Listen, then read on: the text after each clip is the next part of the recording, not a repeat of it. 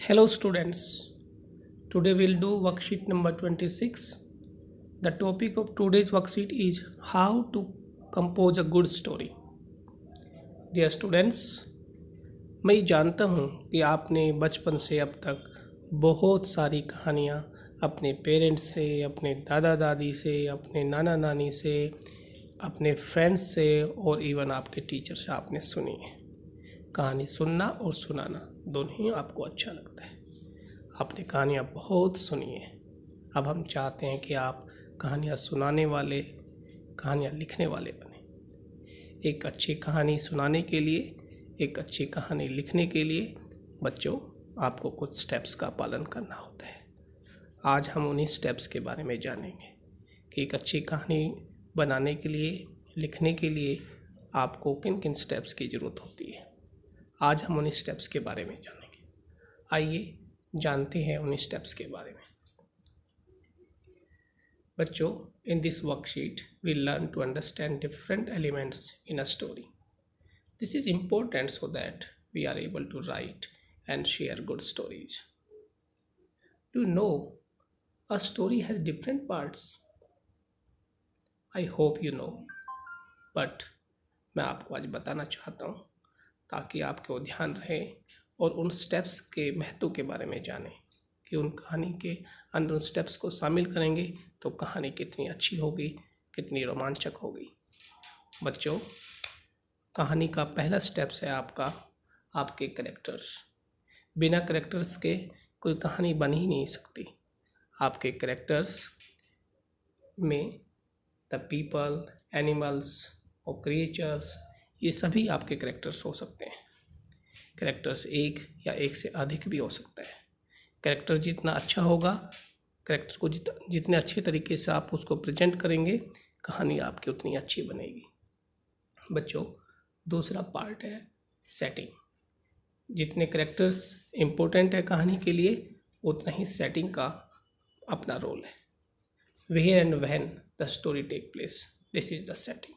यानी कि कहानी कब और कहाँ हुई, ये बताना ज़रूरी है। इससे ही कहानी के बारे में हम जान पाएंगे कि ये बात कब की है और कहाँ की है।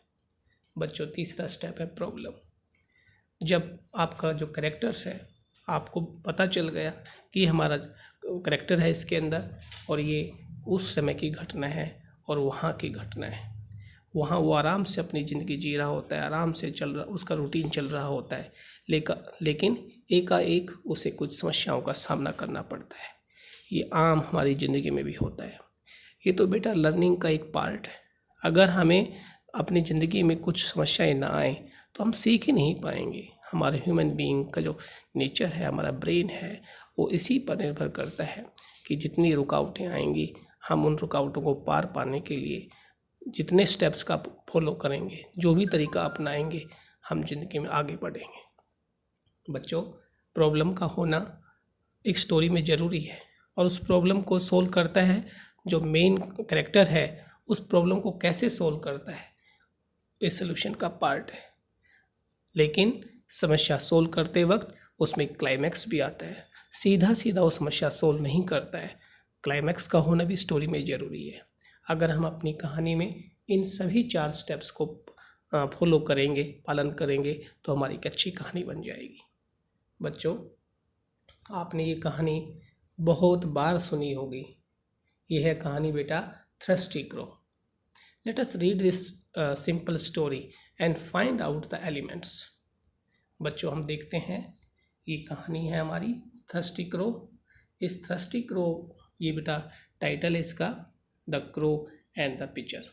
आइए हम इसको पढ़ते हैं और फिर मैं आपसे कुछ क्वेश्चंस इसमें दिए गए हैं स्टोरी के आखिर के अंदर, आप उनमें पहचानेंगे वो चारों चीज़ें, मैं उसके अंदर आपको दिखाऊंगा।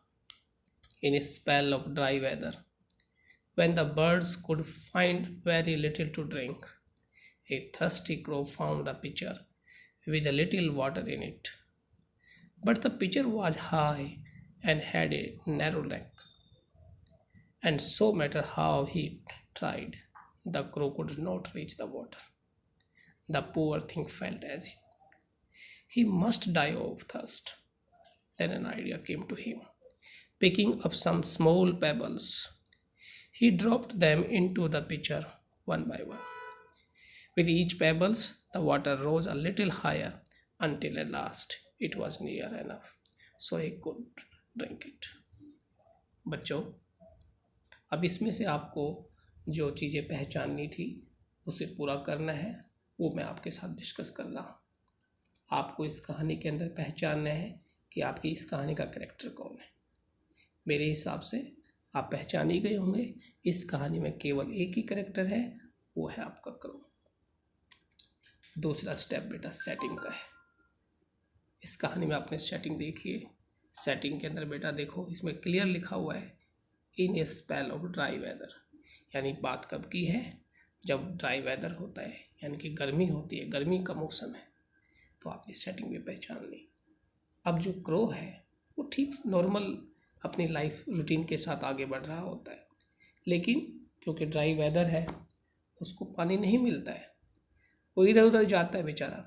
प्रॉब्लम आती है क्योंकि पानी ख़त्म हो गया है, यही उसकी प्रॉब्लम है, the thirst and inability to reach water in picture. अब उसे प्रॉब्लम आई है। अब क्योंकि बेटा प्रॉब्लम हमारी ज़िंदगी में भी आती है, हम उस प्रॉब्लम को सॉल्व करने के बहुत सारे तरीके अपनाते हैं। तो वो कौवा भी, जो क्रो है, वो भी इस समस्या को सॉल्व करने का तरीका अपना रहा है। क्या तरीका अपनाया, ये उसका सोल्यूशन का पार्ट है। पहला बेटा पिकिंग अप स्मॉल पेबल्स, वो पेबल्स देखता है और उनको उठाता है, dropping them into the picture one by one. With each pebble water rose a little higher, पानी थोड़ा ऊपर आता है, until last pebble water level was in reach to crow. The crows quench his thirst. अब crow की जो प्यास है वो बुझ जाती है। बेटा देखो हर्डल्स क्या थी, पानी है उसके सामने, लेकिन लेवल उसका जो पानी का लेवल है बहुत नीचे है। अब उसने एक आइडिया सोचा कि उसके आसपास समस्या का हल हमारे आसपास ही होता है, जैसे उसके पेबल्स उसके आसपास पड़े हुए थे, ऐसे ही हमारे आसपास भी जो समस्या है उसका हल हमारे आसपास ही है। हमें जस्ट केवल सोचना है कि how to utilize all the resources around us, इससे हम समस्या का हल कर सकते हैं। होप आप भी अपनी कहानी जब बनाएंगे इन्हीं चारों स्टेप्स का पालन करेंगे, उससे आपकी कहानी बहुत अच्छी बनेगी और एक गुड स्टोरी आप डेवलप कर पाएंगे। उम्मीद है आपको ये कहानी समझ में आई होगी और इसके जो चारों स्टेप्स हैं, किसी भी कहानी की चारों स्टेप्स आप पहचान पाएंगे और उनको अपनी स्टोरी में शामिल कर पाएंगे। Thank you so much.